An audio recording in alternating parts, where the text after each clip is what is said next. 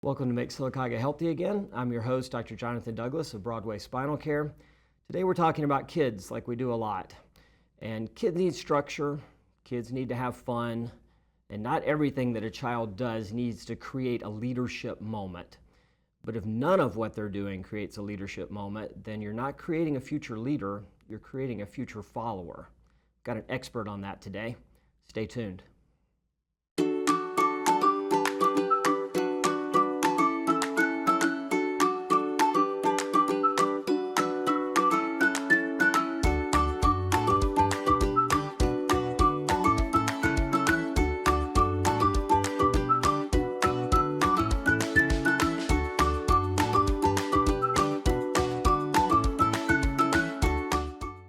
So in a small town, you don't meet everyone, but you often hear about people quite a lot. And my guest today I've heard a lot about, Zeke Walters, Highlands. Yeah, honored to be here.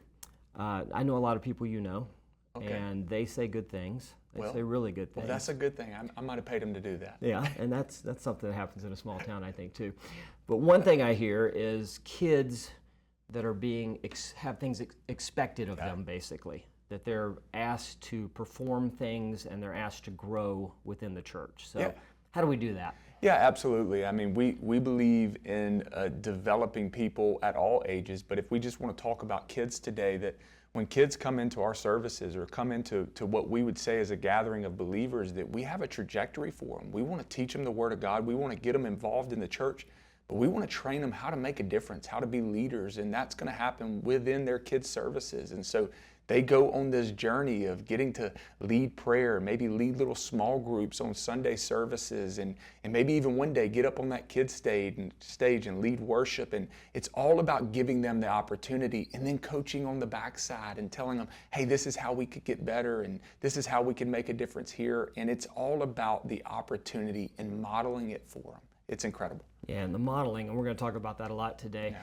One thing I teach the kids is you have to become comfortable being uncomfortable if you're going to be successful. There's no way around it. People that avoid uncomfortable their whole life, they never really get to where they want to go because it takes uncomfortable to reach those goals. Yeah, I had an old football coach that said, if you're comfortable, you're not growing. You're not getting any better. And they're right. We believe in that stretching, that little bit of uncomfortable situation to put you outside of that comfort zone so that you can take that next step. We're a church of next steps, and I believe that anybody that's healthy is chasing something beyond where they're at now. Yeah, I love that. So we have some graphics to look at here. We can talk about these concepts. So again, we said kids need structure, and I'm going to reiterate this. I've got this repetitive here. They need fun. Not every moment has to build leadership. It doesn't. I mean, there can be just moments that are fun. Not every moment has to be a leadership moment. But I see that most kids have no leadership moments that happen in their life. That's right. Yeah, we see this through whether it's addiction to technology and it's just all fun and I'm in on it, or whether it's I'm all fun and I'm no leadership. I think that there's a mix between the two. You know, I love athletics and I love the fact that we say we play sports. It's fun, okay? We play. That's the word we're saying is fun. But also there's some leadership opportunity in there, and I think it's a marrying the two. Yeah, it always is. Next graphic we could talk about here. Chris is throwing up for us. The best environments don't just entertain kids, they expect something from them. And that's the thing I've learned from working with these pickleball kids is if you don't expect anything, they might still grow in their game.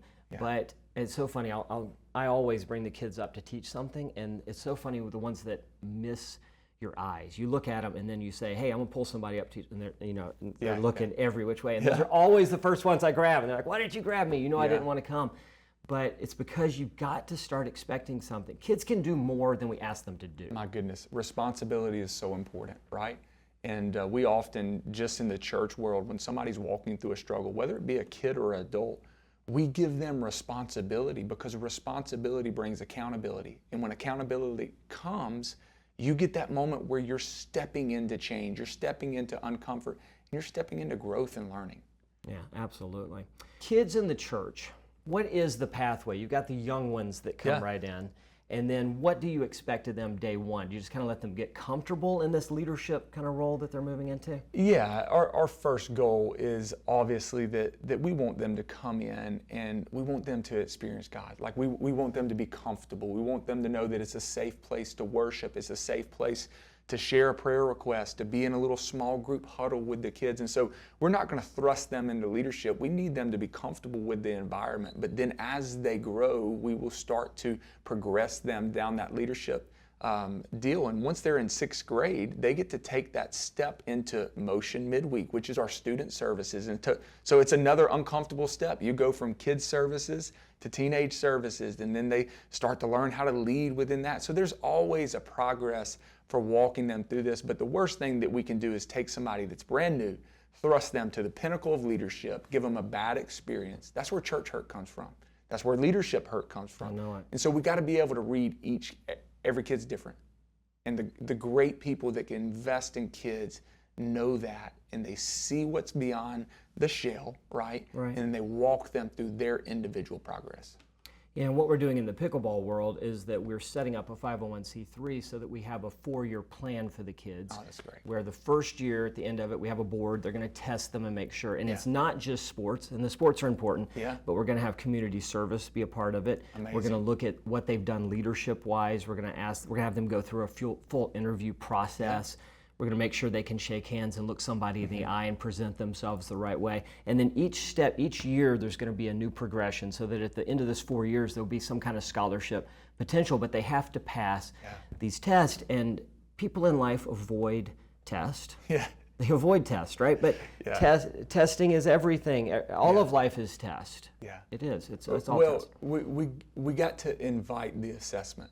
You know, we've got to invite it because we got to know where we stand. Right? And we got to have markers. If we're truly wanting to grow, then I need to know where I'm at so that I can grow to where I'm going. And so important. Absolutely. And then I was talking to someone yesterday. He's a new manager.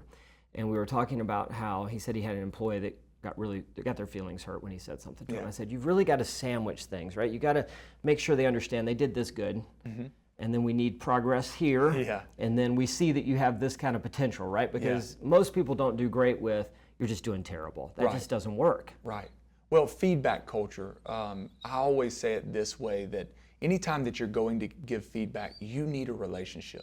Because rules and demands without a relationship equals revolt.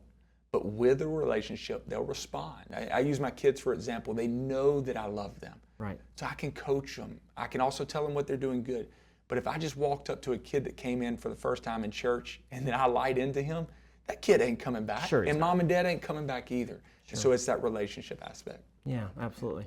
Thanks for coming on today. Absolutely. Honored. So guys, kids are so important in our world, and they are the future leaders. I mean, we're going to have these kids be part of the city council. They're going to be the mayor. They're going to be running a company. And so we can expect more of children, and children will rise to the occasion if you expect more. But you got to create that relationship first. So are you spending time with that kid? Are you creating a wonderful background, a foundation for them, and then can you build that leadership from there? Think about that. We'll see you next time.